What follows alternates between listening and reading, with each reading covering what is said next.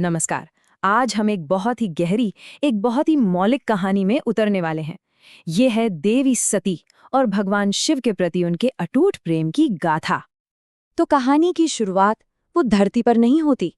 ये शुरू होती है ब्रह्मांड में एक डिवाइन प्लान के साथ, जिसे खुद परम सत्ता ने रचा था। अच्छा, सती को अगर समझना है तो हमें पहले ये देखना होगा कि उनके जन्म के पीछे की कॉस्मिक वजहें क्या थीं। और इस कहानी की शुरुआत होती है उनके पिता शक्तिशाली राजा दक्ष से। तो हुआ यूं कि ये सब एक कॉस्मिक प्लान का हिस्सा था। देखिए, सबसे पहले भगवान ब्रह्मा ने अपने बेटे दक्ष को प्रेरित किया कि वो आदि शक्ति की आराधना करें। फिर इसी प्रेरणा से दक्ष ने बहुत ही कठोर तपस्या की, शक्ति को प्रसन्न करने के लिए। और आखिर में उनकी तपस्या सफल हुई। शक्ति खुद प्रकट हुई और उन्होंने दक्ष को वरदान दिया कि वो उनकी बेटी के रूप में जन्म लेंगी। लेकिन ये सिर्फ एक पिता की ख्वाहिश नहीं थी, ये तो एक ब्रह्मांडीय जरूरत थी। और हाँ, इसके साथ एक बहुत जरूरी शर्त भी थी। शक्ति ने दक्ष को पहले ही चेता दिया था। उन्होंने साफ साफ कहा था कि मुझे एक बेटी के रूप में देखना, दिव्य माँ के रूप में नहीं, और बर्ताव भी वैसा ही करना। और देखिए, यही चेतावनी आगे चलकर सारे संघर्ष की जड़ बनने वाली थी, क्योंकि उनका नजरिया ही उनके रिश्ते की पूरी कहानी लिखने वाला था। तो भविष्यवाणी के मुताबिक शक्ति का जन्म हुआ राजकुमारी सती के रूप में। लेकिन सोचिए, महलों का सारा ऐशो आराम, सब कुछ था उनके पास। पर जैसे जैसे वो बड़ी हो रही थी, उनके दिल में एक अजीब सी, एक रहस्यमय सी ख्वाहिश घर कर रही थी। मतलब, वो थी तो महल में एक राजकुमारी, पर ऐसा लगता था जैसे उनकी आत्मा कहीं और ही भटक रही हो। दुनिया के सुख चैन से उन्हें कोई लेना देना नहीं था। उनका मन बस एक अनजाने से चिंतन में, एक गहरी सोच में डूबा रहता था, जिसे कोई नहीं समझ पाता था। यहाँ तक कि उनकी सहेलियां भी नहीं। उनकी सहेलियां अक्सर उनसे पूछती थीं, आखिर वो है कौन जिसके ख्यालों में तुम दिन रात खोई रहती हो? पर सती के पास खुद इसका कोई जवाब नहीं था। बस एक गहरा, एक अनजाना सा खिंचाव था, एक ऐसे रूप की तरफ जिसे उन्होंने कभी देखा ही नहीं था। तो सती की जो ये जिंदगी भर की तलाश थी ना, उसका जवाब उन्हें इस जागृत दुनिया में नहीं मिला, बल्कि वो जवाब आया एक बहुत ही गहरे, एक कॉस्मिक सपने के जरिए। उनके सपने में खुद भगवान शिव आए और उन्होंने उनके रिश्ते का असली सच समझाया। उन्होंने बताया कि वो दो अलग अलग हस्तियां नहीं हैं, बल्कि एक ही कॉस्मिक वजूद के दो ऐसे हिस्से हैं जिन्हें अलग किया ही नहीं जा सकता।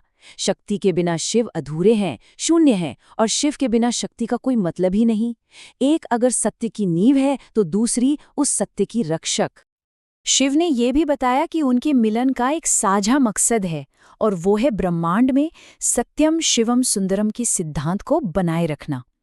मतलब, जो सत्य है वही शिव है, यानी कल्याणकारी है, और जो शिव है वही सुंदर है।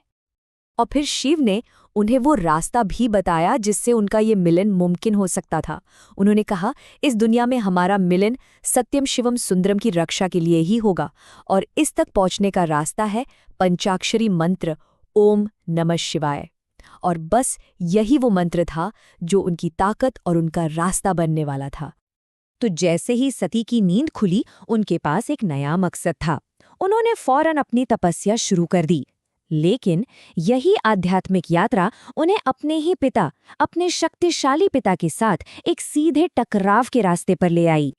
तो सती ने क्या किया, वो नदी किनारे गईं, अपने हाथों से मिट्टी का एक शिवलिंग बनाया और सपने में मिले उसी मंत्र का जाप करते हुए शिव की पूजा में डूब गईं। उनकी भक्ति में कोई कमी नहीं थी, वो पूरी तरह से लीन थी। लेकिन जब राजा दक्ष को पता चला कि उनकी बेटी उसी देवता की पूजा कर रही है जिससे वो नफरत करते थे, तो उनका गुस्सा 7वें आसमान पर पहुंच गया। और यहीं पर इस कहानी का जो सबसे बड़ा टकराव है वो साफ नजर आता है। देखिए, दो बिल्कुल अलग नजरिए थे। सती की आंखों में शिव कौन थे? देवेश्वर, यानी देवताओं के भी देवता, परमात्मा। वहीं दक्ष की नजरों में वो बस एक अजीब से कपड़े पहनने वाला घुमक्कड़, एक वैरागी था। तो ये टकराव था सांसारिक नजर का और दिव्य सत्य का। सती शिव की असलियत देख पा रही थीं, जबकि उनके पिता सिर्फ उनका बाहरी दुनियावी रूप देख रहे थे। लेकिन सती वो पीछे हटने वालों में से नहीं थीं। उन्होंने अपने पिता को साफ साफ याद दिलाया कि उनकी किस्मत पर उनका कोई बस नहीं है। उन्होंने कहा, जो पहले से तय है उसे आप कैसे रोक सकते हैं? मेरा तो जन्म ही देवेश्वर शिव की सेवा के लिए हुआ है। अब अपनी बेटी का ये अटूट इरादा देखकर दक्ष का गुस्सा और भी बढ़ गया। वो इतना भड़क गए कि उन्होंने कसम खा ली कि वो सती की इस भक्ति को कुचल कर ही रहेंगे। दक्ष के लिए सती का ये दिव्य प्रेम बस एक पागलपन था, एक भ्रम।